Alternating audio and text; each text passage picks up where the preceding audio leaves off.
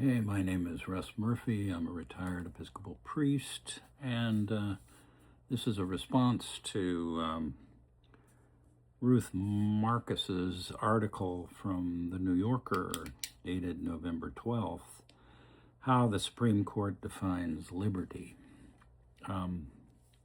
She gets into the weeds about originalism, which I think was very helpful. We've heard the term cast about quite a bit, but a pretty good definition of originalism is trying to get back to the values and thoughts about and reflections upon what the founders of the Constitution wrote. The Supreme Court right now is under the death grip of, well, that's my opinion, is under the grip of originalists. It's a fantasy, really, to make things look more objective than they really are.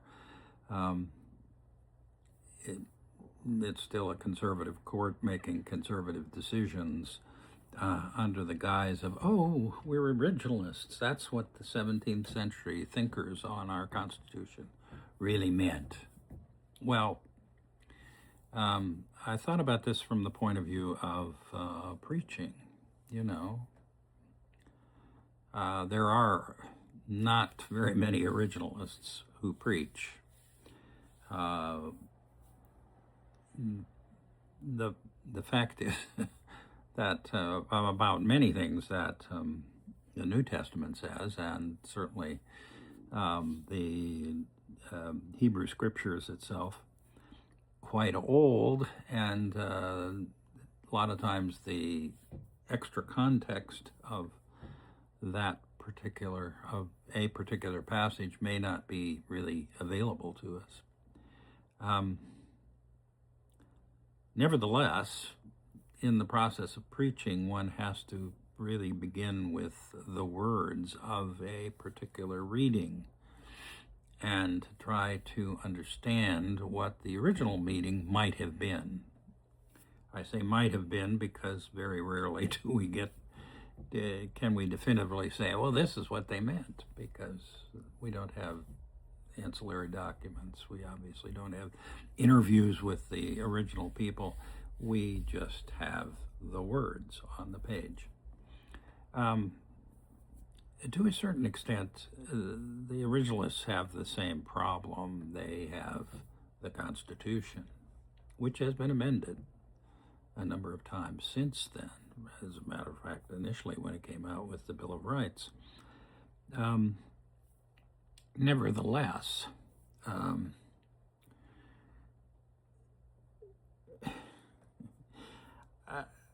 my response to what Ruth Marcus was saying is that, first of all, she read a number of memoirs and books of the Supreme Court justices, both present and before. She relies a lot on Kennedy, too. But what she says in that is that they weren't very personal. Justice Barrett, in particular, gave almost no personal stuff, whereas Justice Thomas gave quite a bit.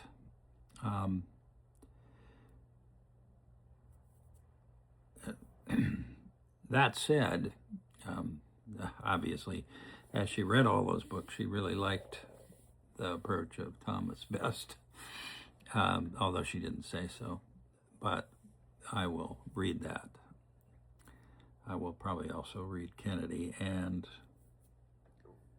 I don't think I want to read Barrett. It sounds kind of away from the point. Anyway, originalism is the idea that to get back to the values that people were putting into the Constitution. I like Marcus's idea that Kennedy said, well, the wording often was vague, so it allowed for further evolution and reinterpretation of that. Now, first of all, I'm coming from a point of view of preaching. You have to get to the original meaning, at least initially, to try to know what they were talking about. Now, if it's something like levirate marriage, which is when the Sadducees came to Jesus and they said, well, what happens if a man dies and his brother marries who and he has 6 brothers and they all marry his wife, who is married to her when in the afterlife, in the resurrection? And Jesus said, well, no, you don't understand. Marriage is irrelevant in the afterlife. But levirate marriage doesn't have much in the way of parallels in our society. So you have to kind of look at it and say, what on earth? Okay, these people were doing something that they were expected to do. In this hypothetical example that the Sadducees provided. The point is that the original meaning, fairly clear, the Sadducees didn't like resurrection, the idea of resurrection. They, after all, were the priests of the temple, and their focus was on the temple cult itself. And resurrection seemed sort of a Pharisaic idea of a future that they didn't believe in. Fine. There's always room for disagreement. One thing I like about looking back over the Hebrew scripture and seeing what Jewish scholars have done with it, they certainly deal with the original meaning of perhaps the 614 laws that are in Leviticus mostly. And with that, they don't stop with that. They take that and then they go where they're trying to make it relevant to the present, whatever their present is, and they write it down, and so those memories are available.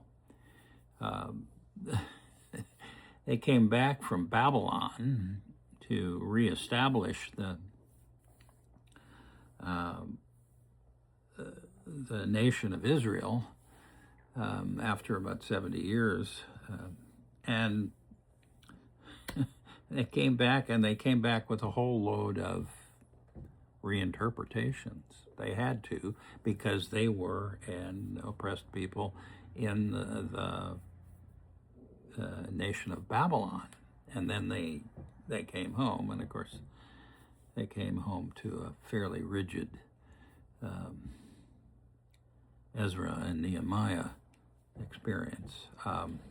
But underneath all that, in terms of interpretation, the preachers of the day, the rabbis of the day, would go to the original meaning, and then they would go to the other meanings that people had derived from that original meaning, and then they would offer perhaps their own take on that for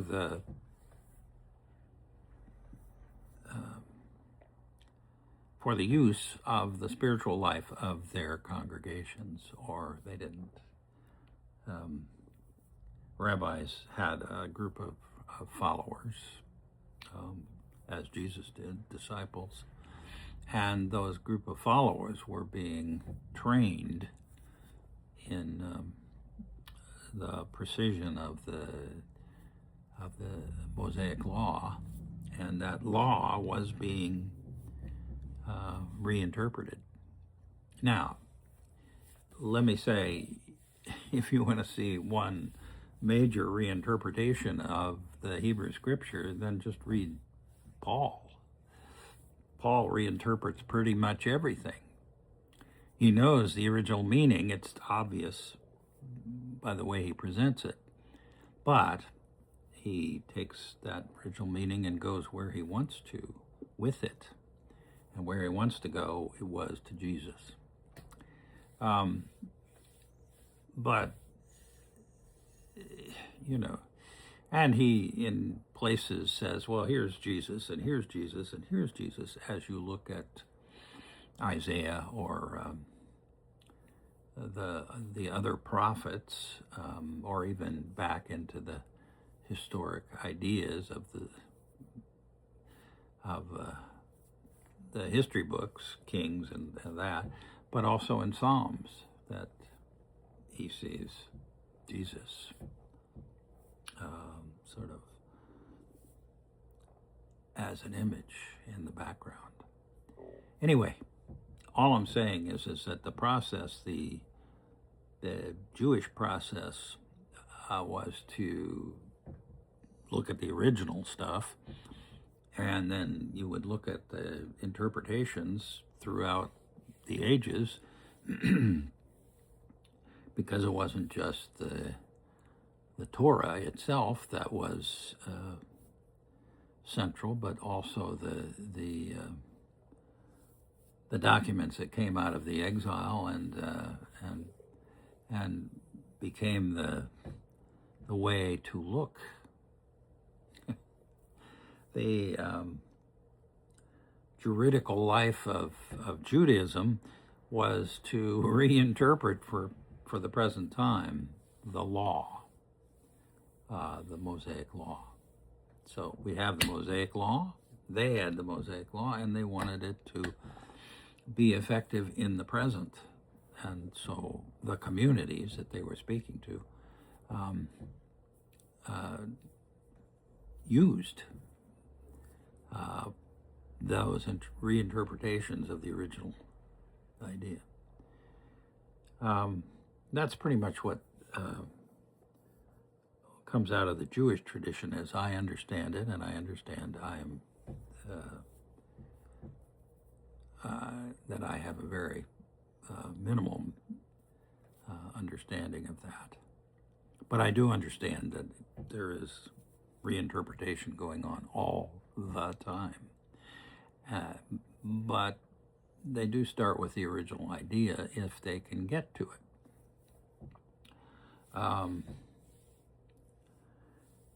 Preaching, Christian preaching, at least as I have experienced it, starts with the original idea. You start with the Bible passage you might have for that particular day. We follow lectionaries. Lectionary tells us or offers us usually something from the Hebrew Scriptures, the Psalm, something of the epistles, the letters from the New Testament, and the one from the four Gospels. Most of us probably preach from the Gospel, but not always. We have those other things. But when we look at that text, we read the text probably numerous times, and then sort of let it sink in. At least I do. It's an unconscious process to center on something and let it speak its words, and try to derive the original meaning if it's possible, and then to look at one's congregation, the community one lives in, and to say, now, what relevance does this have to us today in this context, with all of the many things that are going on in the context? So what I'm saying is that originalism is not enough. It's a fig leaf to cover up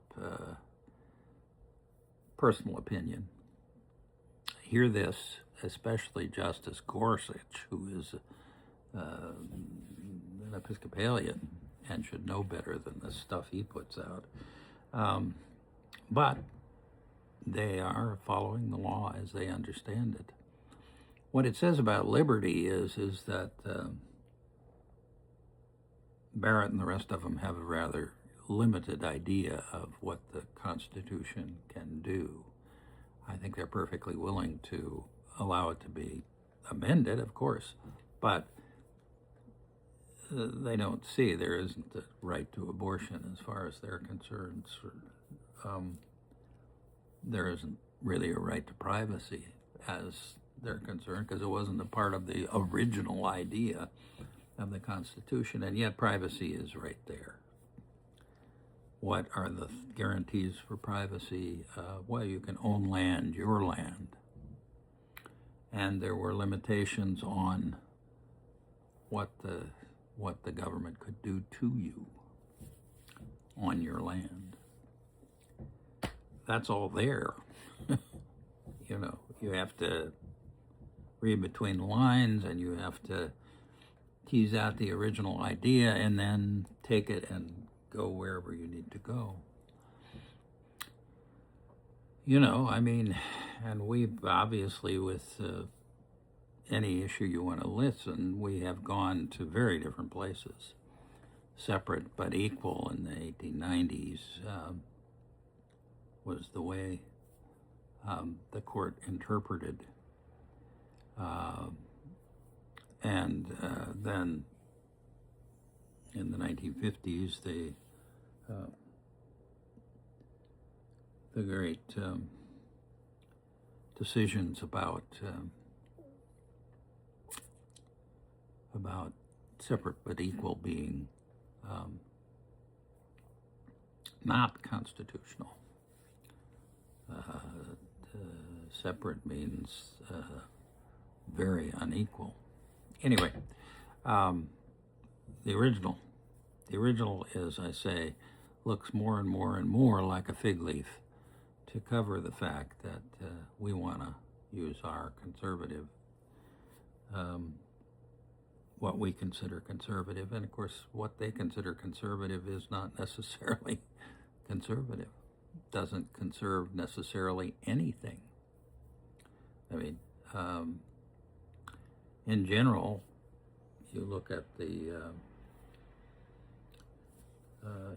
the polling on Roe v. Wade, you realize that most people have accepted the idea that Harry Blackmun brought out in Roe, and that is that abortions, if they're going to take place, can take place or should take place in the first trimester, if it can be, if there's not something other going on. But, you know, that's what 50 years of Roe v. Wade does. Anyway,